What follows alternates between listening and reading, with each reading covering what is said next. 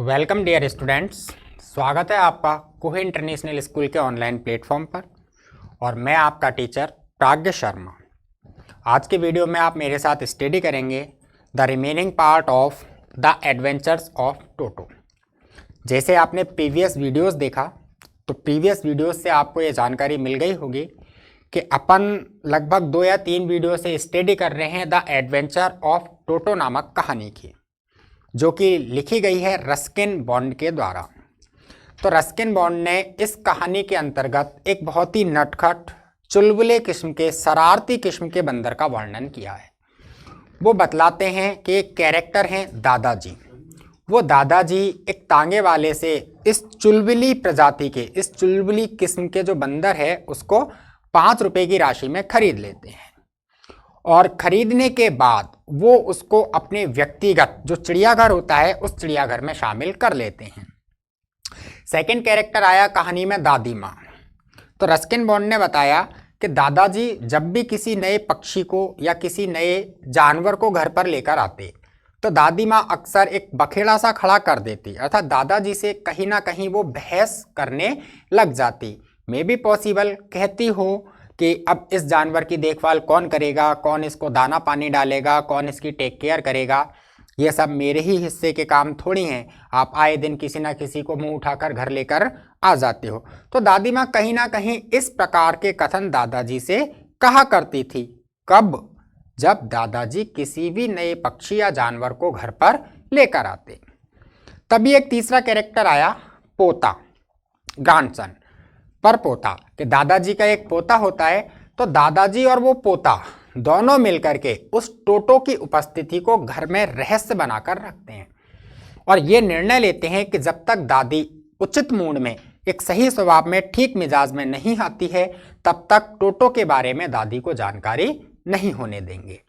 तो इसलिए वो दोनों, अर्थात दादाजी और पोता दोनों मिलकर के उस टोटो नामक शरारती बंदर को पोते के बेडरूम के पास एक छोटी सी कोठरी में बंद कर देते हैं। वहां कोठरी के पास दीवार में एक कील लगी होती है, उस कील की सहायता से एक रस्सी से उस बंदर को कसकर बांध दिया जाता है।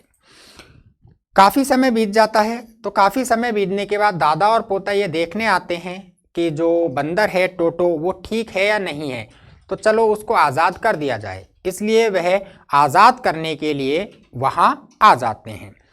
तो वो बड़े ही चौंक जाते हैं। वो देखते हैं कि वो दीवारें जिनको अच्छे अच्छे सजावटी कागज़ों से सजाया गया था, वो सजावटी कागज़ फट चुके थे। पोते का एक ब्लेजर था, स्कूल यूनिफॉर्म का एक ब्लेजर था, उस ब्लेजर को छोटे छोटे टुकड़ों में बांट दिया गया था। तो टोटो जो होता है, वह शरारती जो बंदर होता है, वो इस प्रकार के प्रदर्शन, इस प्रकार की हरकतें करता है। तो पोता इस चीज़ को देख करके बड़ा दुखी होता है और मन ही मन विचार करता है कि जब इन चीज़ों के बारे में दादी को पता लगेगा तो दादी निश्चित रूप से क्रोधित होगी, दादी क्या कहेगी।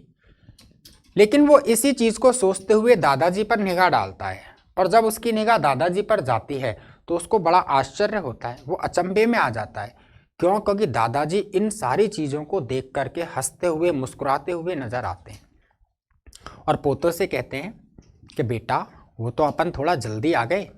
अगर अपन इस बंदर को थोड़ा टाइम देते, अर्थात अगर आने में अपन थोड़ी और देर करते, तो मुझे पूरा विश्वास है कि यह बंदर आपके ब्लेजर के छोटे छोटे जो टुकड़े किए हैं उसको एक रस्सी के रूप में बदल देता और खिड़की से बचकर रास्ता बना लेता। इस प्रकार से कहानी आगे बढ़ी तो फिर एक बिंदु आता है कि दादाजी जो हैं वो रिटायर्ड आदमी है, तो उनको अपनी पेंशन लेने के लिए सहारनपुर जाना पड़ता है। टोटो जो होता है बड़ा नटखट होता है, चीज़ों का नुकसान करता है, लोगों को परेशान कर रहा है। तो दादाजी निर्णय लेते हैं कि टोटो को भी साथ में ले जाया जाए। क्यों? क्योंकि मेरी अनुपस्थिति में अगर इस बंदर ने कुछ उल्टा सीधा कर दिया और दादी को पता लग गया तो दादी बहुत बड़ा बवंडर करेगी। तो इसलिए दादा निश्चय करते हैं कि टोटो को सहारनपुर ले जाया जाए। तो टोटो को सहारनपुर ले जाने के लिए एक बड़ा सा मजबूत सा कैनवास का थैला तैयार किया जाता है। उस थैले के निचले हिस्से में, अर्थात पेंदे में, पुलाव अर्थात घास फूस रखी जाती है जिससे वह गर्म बना रहे और टोटो को उसमें रख दिया जाता है। उस थैले में केवल इतना ही हिस्सा खुला होता है कि टोटो सांस ले सकता है। उस खिले हुए हिस्से से टोटो अपने हाथ पैर को बाहर नहीं निकाल पाता है। तो टोटो उस थैले से बाहर निकलने की कोशिश करता है और उसकी जितनी भी कोशिशें होती हैं उन कोशिशों का एक परिणाम होता है कि रेलवे के प्लेटफॉर्म पर जब दादाजी उस टोटो को थैले में लेकर खड़े होते हैं तो वह थैला कभी कभी हवा में ऊपर उछलता है या फिर जमीन पर इधर उधर लुढ़कने लग जाता है और उस स्थिति में प्लेटफॉर्म पर खड़े हुए अन्य सदस्य एक प्रदर्शनी की भांति उत्सुकतावश उस थैले को निहारने लग जाते हैं। गाड़ी रवाना होती है। टोटो और दादाजी यात्रा करते हुए सहारनपुर पहुंच जाते हैं। सहारनपुर के स्टेशन पर दादाजी टिकट निरीक्षक को अपना टिकट दिखा रहे होते हैं। तभी टोटो महाशय जो होते हैं वह अचानक ही झटके से अपना सिर थैले से बाहर निकालते हैं और उस टिकट निरीक्षक की तरफ एक बहुत ही शरारती मुस्कुराहट में मुस्कुरा जाते हैं। टिकट कलेक्टर इस चीज को देख करके, इस पूर्व अनुमानित स्थिति को पाकर के एकदम भौचक्का हो जाता है और भौचक्का होने के बाद वह दादाजी से कहता है, श्रीमान आप अपने साथ एक कुत्ता लेकर आए हो, इसलिए आपको नियमानुसार कुत्ते का भी किराया देना होगा। दादाजी काफ़ी ज़्यादा बहस करते हैं कि ये कुत्ता नहीं, ये बंदर है, आप एक बंदर के को कुत्ता कहकर वर्गीकृत नहीं कर सकते, उसकी कैटेगरी में नहीं रख सकते हैं।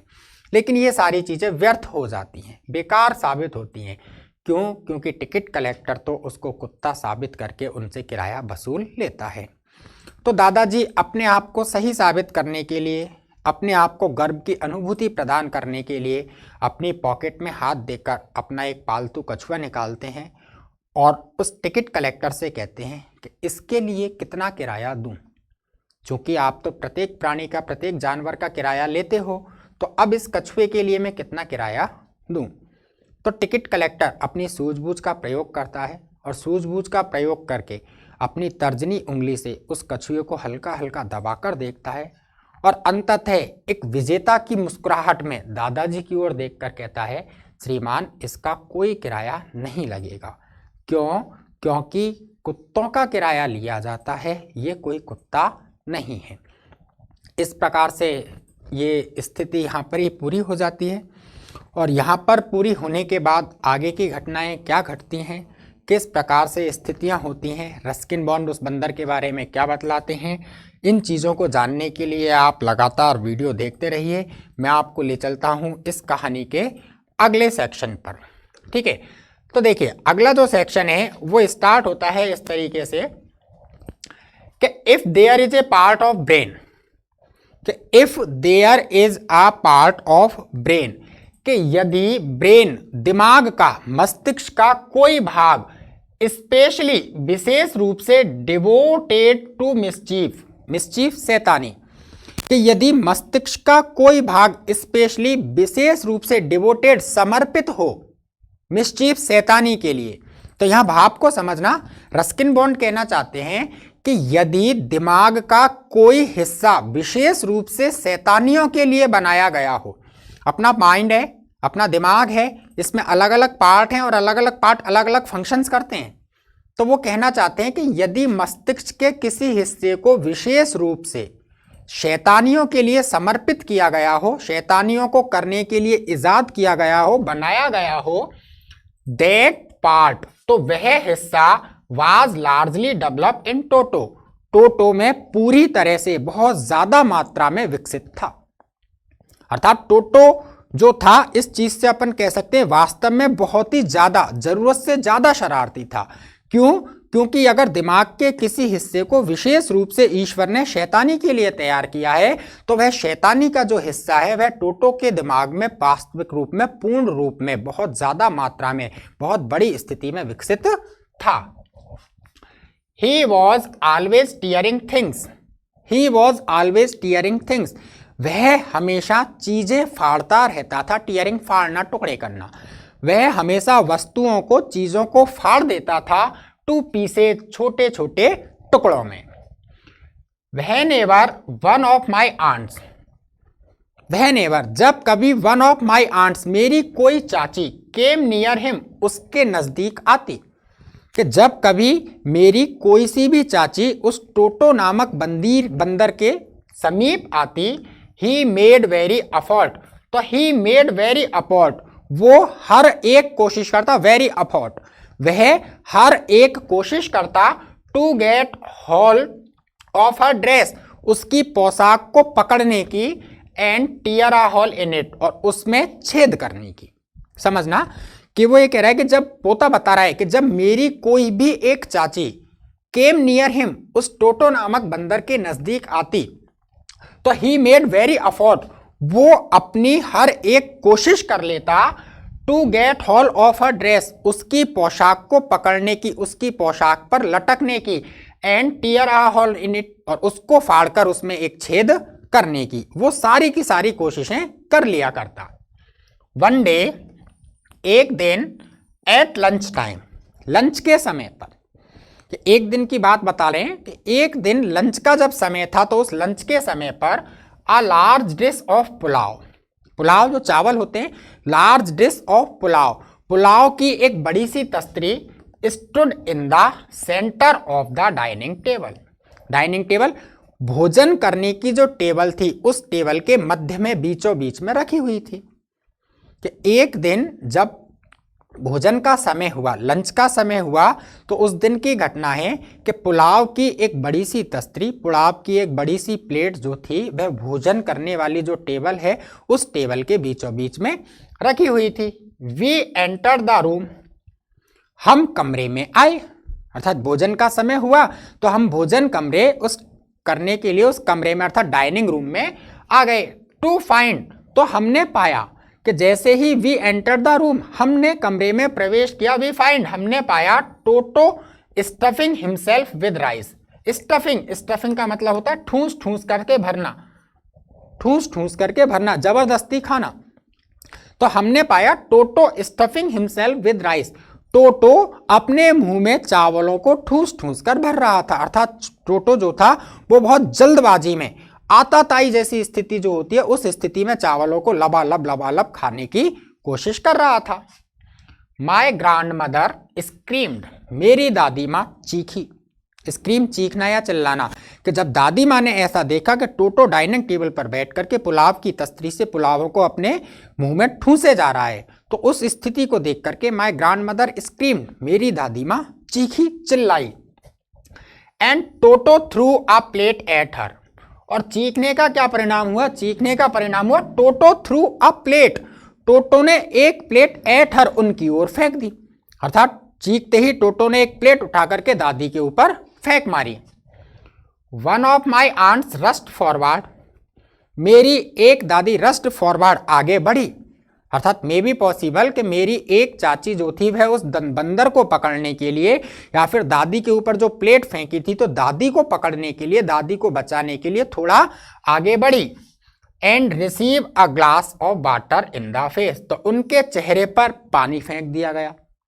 जैसे ही मेरी चाची आगे बढ़ी, receive a glass of water in her face, तो उनके चेहरे पर पानी का एक ग्लास टोटो के द्वारा फेंक दिया गया।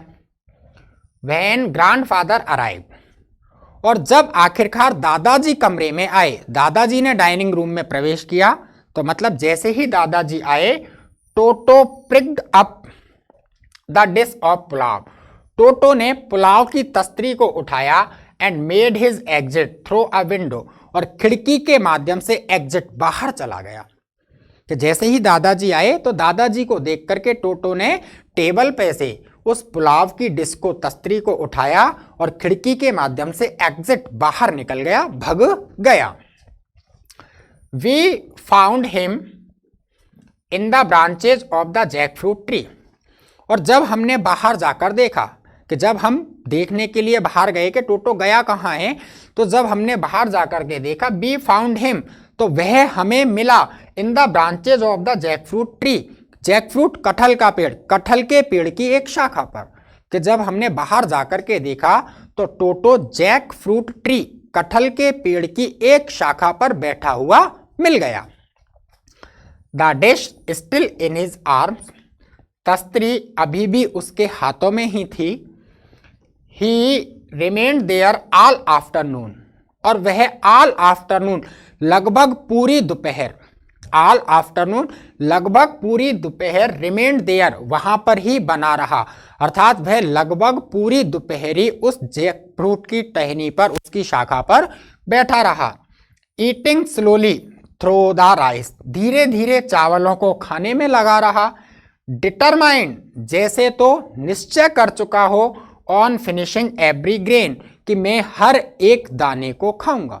ग्रेन वैसे होता है अनाज, यहां अपन अर्थ लगा सकते हैं दाना, कि इतनी धीरे इतनी शांति से वो कटहल के पेड़ की शाखा पर बैठकर चावल खा रहा था, जैसे तो उसने डिटरमाइन, ये निश्चय कर लिया, ये निर्धारित कर लिया, ये ठान लिया कि एवरी ग्रेन, एक एक दाने को खाना ही है, छोड़ना नहीं है। इस प्रकार से वह उसको खाने में लगा रहा।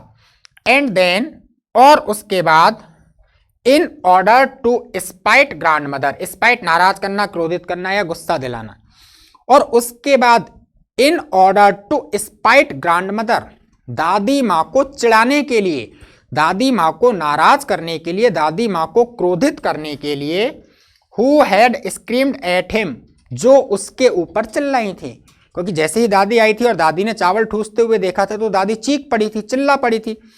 तो वह दादी माँ जो टोटो के ऊपर चीखी थी, चिल्लाई थी, उस दादी माँ को इन ऑर्डर टू स्पाइट, नाराज करने के लिए, क्रोधित करने के लिए, he threw the dish down from the tree, उसने उस तस्तरी को डाउन फ्रॉम द ट्री, पेड़ से नीचे फेंक दिया।